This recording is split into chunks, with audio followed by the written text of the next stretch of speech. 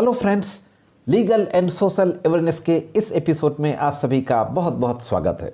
मैं करीम अहमद सिद्दीकी एडवोकेट।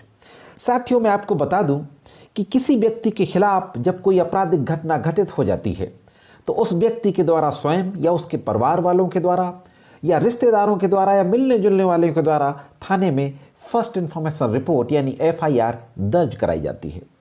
लेकिन कुछ अपराध ऐसे होते हैं जिनकी रिपोर्ट स्वयं पुलिस द्वारा वादी बन करके दर्ज कराई जाती है। खास तौर से यदि किसी व्यक्ति के पास कोई गैर कानूनी चीज बरामद होती है, चाहे नारकोटिक्स से रिलेटेड अफीम, गांजा, चरस वगैरह बरामद हो या कोई नाजायज असलहा वगैरह बरामद हो। लेकिन दोस्तों, आज के इस वीडियो में मैं सिर्फ NDPS से संबंधित बात करने जा रहा हूं। खास तौर से NDPS के मामलों में एक धारा है NDPS एक्ट में सेक्शन 50। सेक्शन 50 सर्च और सीजर से रिलेटेड है। कानून को यह पता था कि पुलिस किसी भी व्यक्ति के विरुद्ध कोई भी चीज बरामद दिखा करके उसकी फर्जी गिरफ्तारी कर सकती है। इसलिए NDPS एक्ट में सेक्शन 50 लाया गया और सेक्शन 50 में यह प्रावधान किया गया कि अगर किसी व्यक्ति के विरुद्ध NDPS से संबंधित कोई पदार्थ बरामद होता है तो पुलिस उस व्यक्ति को राजपत्रित अधिकारी के पास ले जाएगी। और राजपत्रित अधिकारी के पास ले जाने का प्रावधान इसलिए किया गया कि पुलिस फर्जी बरामदगी और फर्जी गिरफ्तारी ना दिखा सके। आज के इस वीडियो में इसी से संबंधित ऑनरेबल इलाहाबाद हाई कोर्ट के एक बहुत ही महत्वपूर्ण जजमेंट के बारे में बातचीत करने जा रहा हूं। हालांकि यह जजमेंट डराने वाला है। इस जजमेंट से लोगों को जेलों से निकलना यानी NDPS के मामलों में जमानत होना थोड़ा मुश्किल होगा।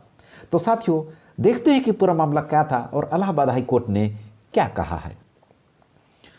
दोस्तों, अभी तक कैटेगोरिकल लॉ ये आ रहा था, यानी हाई कोर्ट्स और सुप्रीम कोर्ट के जजमेंट आ रहे थे कि अगर किसी व्यक्ति के विरुद्ध पुलिस के द्वारा नारकोटिक्स से संबंधित कोई आइटम, कोई पदार्थ बरामद किया गया है और सेक्शन 50 की कंप्लायंस नहीं की गई, यानी कि उस अभियुक्त व्यक्ति को, आरोपी व्यक्ति को यह नहीं कहा गया कि तुम्हें अधिकार है कि तुम राजपत्रित अधिकारी या मजिस्ट्रेट के सामने चल करके अपनी तलाशी दे सकते हो, यह नहीं कहा गया है, तो यह माना जाता था कि यह पूरी तलाशी, रिकवरी और गिरफ्तारी अवैध है और उस व्यक्ति को जमानत मिल जाया करती थी।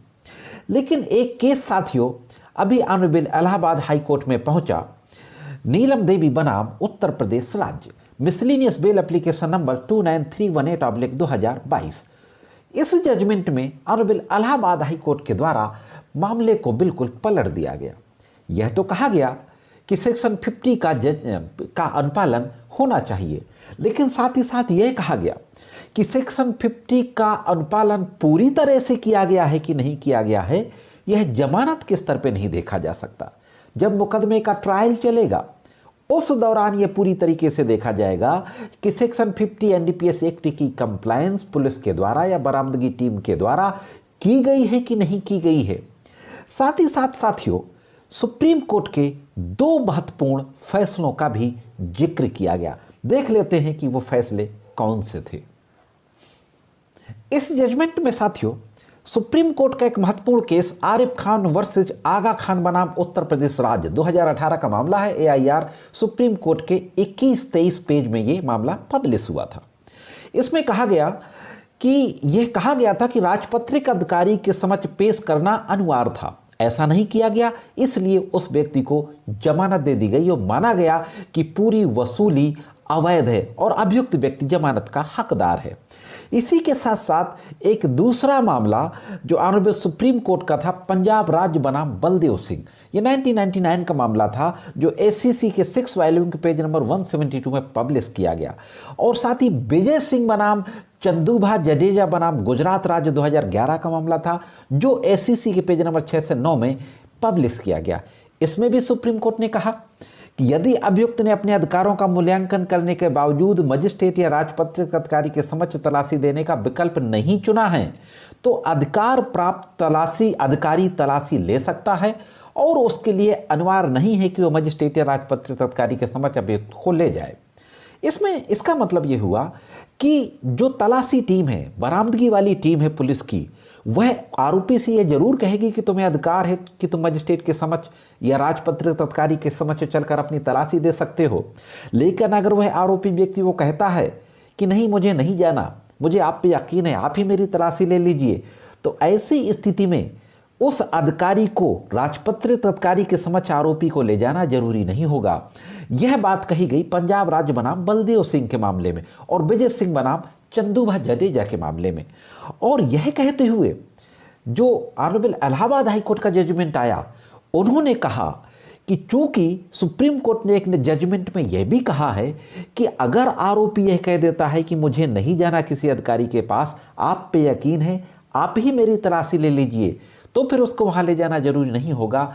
ऐसी स्थिति में जमानत के स्तर पर पूरी तरीके से सेक्शन 50 का अनुपालन किया गया कि नहीं किया गया, यह जरूरी नहीं है। सिर्फ आंशिक रूप से भी अगर अनुपालन कर दिया गया है, प्राइमा फेसाई यानी प्रथम दृष्टया भी यह लगता है कि सेक्शन 50 का अनुपालन किया गया है, तो भी यह माना जाएगा कि अनुपालन हुआ है जमानत के स्तर पर। और आखिरी में हम यह देखते हैं कि इलाहाबाद हाई कोर्ट ने फाइनल जजमेंट क्या दिया। दोस्तों, finally honourable Allahabad high court के द्वारा कहा गया कि जमानत के स्तर पर धारा 50 NDPS act, section 50 NDPS act का जो राजपत्रित अधिकारी के समक्ष ले जाने से संबंधित है, उसका सिर्फ प्राइमा फेसाई अनुपालन होना ही जरूरी है। पूरी तरीके से उसका अनुपालन जमानत के स्तर पर होना जरूरी नहीं है। यानी जमानत के स्तर पर यह नहीं देखा जाएगा कि सेक्शन 50 का पूरी तरीके से अनुपालन किया गया या नहीं किया गया, सिर्फ ऊपर पहली नजर में प्रथम दृष्टया देखा जाएगा। फाइनली इलाहाबाद हाई कोर्ट के द्वारा जमानत का प्रार्थना पत्र खारिज कर दिया गया और यह कहते हुए खारिज कर दिया गया कि जमानत के स्तर पर केवल यह देखना होता है कि एनडीपीएस एक्ट की धारा 50 के प्रावधानों का प्रथम दृष्टया अवलोकन किया गया है कि अनुपालन किया गया है कि नहीं किया गया। तो साथियों, मैं समझता हूं कि इस जजमेंट से वो तमाम लोग जो एनडीपीएस एक्ट में जेलों में बंद हैं, उनको परेशानी जरूर होगी। दोस्तों, बहुत से लोगों ने ये कहा कि मैं जो जजमेंट्स पे वीडियोस बनाता हूं, उन पे मैं अपनी राय नहीं देता हूं। हालांकि हाई कोर्ट या सुप्रीम कोर्ट के जजमेंट को क्रिटिसाइज नहीं करना चाहिए, लेकिन कोई भी व्यक्ति किसी भी न्यायालय के आदेश से सहमत या असहमत हो सकता है। तो जहां तक मेरी अपनी पर्सनल राय है, मैं ऑनरेबल इलाहाबाद हाई कोर्ट के ससम्मान ये कहना चाहता हूं कि इस निर्णय से मैं सहमत नहीं हूं। सेक्शन 50 एक बहुत ही महत्वपूर्ण मिनट है। ऑनरेबल इलाहाबाद हाई कोर्ट के इस तरीके के फैसलों से पुलिस का हौसला बढ़ेगा और फर्जी गिरफ्तारियां होंगी, फर्जी बरामदगी होने के चांसेस बढ़ेंगे, संभावनाएं बढ़ेंगी एनडीपीएस एक्ट में। तो दोस्तों, यह थी एक महत्वपूर्ण जानकारी। यह जानकारी कैसी लगी कमेंट्स करके जरूर बताएं। आज की वीडियो में सिर्फ इतना ही। मिलते हैं किसी अन्य वीडियो में कानून की कुछ अन्य जानकारियों के साथ। तब तक कानून की विभिन्न तरीके की जानकारी के लिए देखते रहें लीगल एंड सोशल अवेयरनेस।